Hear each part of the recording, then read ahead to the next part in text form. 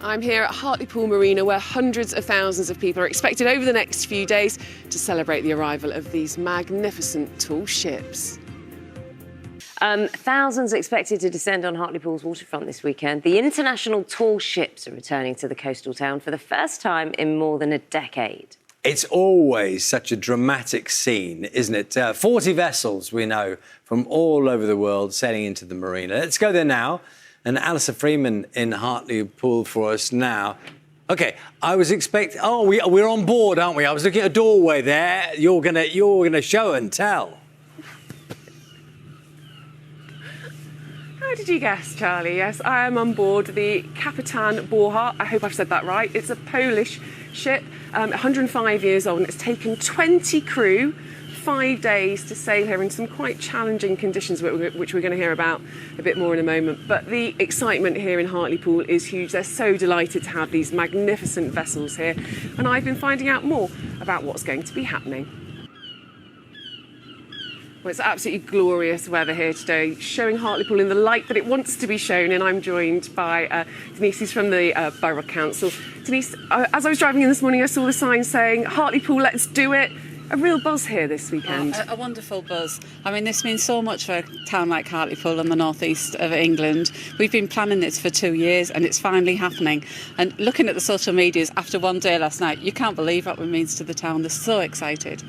Just seeing these ships in the harbour, it is magnificent, isn't it? Does it give you a buzz of pride and to see Hartlepool looking like this? Oh, so much pride. We had the tall ships in 2010 and I was here then, but it's so much bigger and better this time round. And the ships and the people are just buzzing with so much excitement. And not just that, the local economy is benefiting as well. So coming out of a pandemic, you know, this is exactly what the town needs. So people are sort of in the town spending money, not only just with the traders that are here, but also out and about in our pubs and our restaurants and our cafes, and everyone's benefiting from it. And people have come from all over the world, haven't they? I've heard stories of people coming from America just to see the ships. I was talking to a couple from Western Australia yesterday, believe it or not. And then another couple I heard were on their way home from a holiday in Scotland to Ipswich, and they'd seen the signs on the road and they just called in, they thought they'd stay for the weekend. So it's just absolutely fabulous. You can't believe it. People are here from all over the globe. Fantastic. Good luck this weekend, Denise. I'm sure you'll get some sleep at some point. Robin, you're the man behind this. Yeah. Why is it so important that this happens? What benefits does it give to those taking part? We are organising this tall ship race every year to bring young people from between 15 and 25 together on board of the tall ships. And the smaller ship, but for us, it's every ship is tall ship. Because when you put young people together on board of a ship like this or that one, and let them do everything together with the permanent crew on board, and climbing in the mast, wake up in the middle of the night because their watch is starting, cleaning the toilets when they are seasick. This all is, it's a character forming thing. And even when they are a week on board, the change from the start and after a week for young people is amazing. It really is amazing how they... and that's our main mission from Sail Training International, is to give them the opportunity to have the experience of sail training on board of the ships.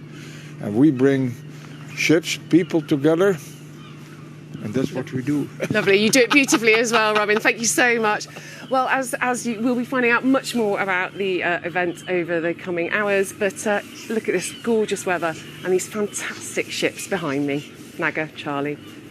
Thanks so much. It is going to be a very beautiful day and it will be stunning because when you see those ships come in, it really is a sight. Thanks so much. They are really magnificent. Really magnificent. Beautiful. Sound of the seagulls taken right there, aren't you? Still to come on the programme. 8:53 is time now. Tall ships, that's what we're going to be talking about. Thousands of people expected to descend on Hartlepool's waterfront this weekend. The international tall ships are returning to the coastal town for the first time in more than 10 years. It is a grand sight, this. 40 vessels coming from all over the world. And I think we can have a look at it now with Alison, who's there for us this morning. It's beautiful. You've got great weather and great ships. Show us around. Yeah, I mean, the weather's always like this in the northeast, Charlie, obviously. But yes, welcome on board the Captain Borja. It's a Polish ship. It's 105 years old, and it's taken the crew of 20 around 5 days to sail from the Netherlands to here to the northeast coast. It's one of 40 ships that are in the marina at the moment. The ethos of the tall ships is all about getting young people to learn about being away from home, building their character. We're going to be chatting to a few of those in a moment. But first, I found out a lot more about the tall ships race. A reminder of the past. These magnificent tall ships are among 40 vessels that have arrived in Hartlepool over the past couple of days. They've raced into strong headwinds over 240 nautical miles from Den Helder in the Netherlands to the northeast of England.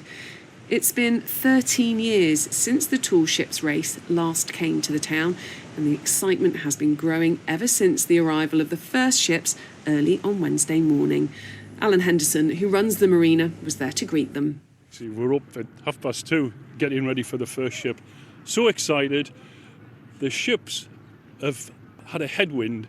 It's been 4-6. They've had a hammering. They've had a real beating. They've come to Hartlepool. The sun's come out. And we were out there to meet them between 2:30 and 5 o'clock this morning, to give you an example of how keen people are. And there were some people come down to watch. They've been looking at the tide, they've seen the ships on the horizon, and people have got out of bed, or maybe haven't gone to bed, and came down to see us. So More than 80 youngsters from Hartlepool are taking part in the race, which aims to give people from the towns the tall ships visit a taste of life at sea. All in all, though, there are 50 different nationalities among the crew, like this team from Uruguay. It was a really interesting journey. We had a lot of different conditions, especially in the middle of the regatta. It was rough seas, rough wind, but the training was good, so we did a good sailing. So it's really like such a unique experience. I've been meeting a lot of people like all around the world, so it's been really nice. People here are really nice. The event is famous across the world, and there are plenty of people who've travelled to see what's on offer over the next few days. Now, they may be in dock, but they're still working hard, as you can see, to keep the ship shipshape, if you like. Well, let's have a quick chat now with a very important man. He's the captain, Arta. Just tell me a little bit about why you love to be part of the tall ships race. Tall ships. The mere fact that I keep coming to tall ships since 1991 proves that I like it, and because the atmosphere of international understanding and friendship through sailing, which is the main theme of the tall ships. And that's what I like, and that's my mission, if you like, to bring young Polish aspiring sailors to this community, beautiful family of sailors worldwide. Perfect, thank you so much. Let's chat to some of those young Polish sailors. We've got Jan. Jan, you're just 16. What's it been like on that quite choppy crossing that you had? I mean, it's been difficult, definitely. The weather has been very rough, but I think that we've managed very well, and yeah, it's been definitely an experience. I liked it very much, even when the weather was very, very challenging. You told me you didn't get too seasick either, did you?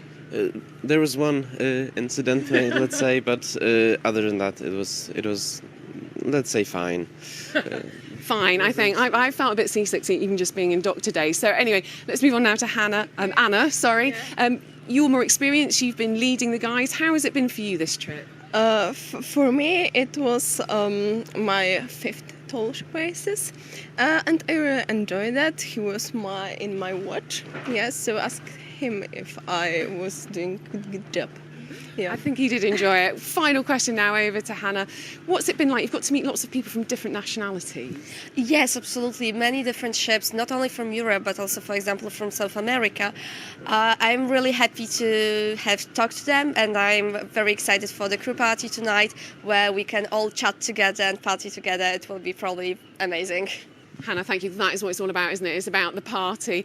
Well, look, if you want to have a bit of a party and come down to Hartlepool, see these magnificent ships, meet these fantastic people, it's all going on until Sunday when they depart. Naga, Charlie. Oh, it looks great there. Thanks so much. You're watching BBC Breakfast. Time now is 8:59.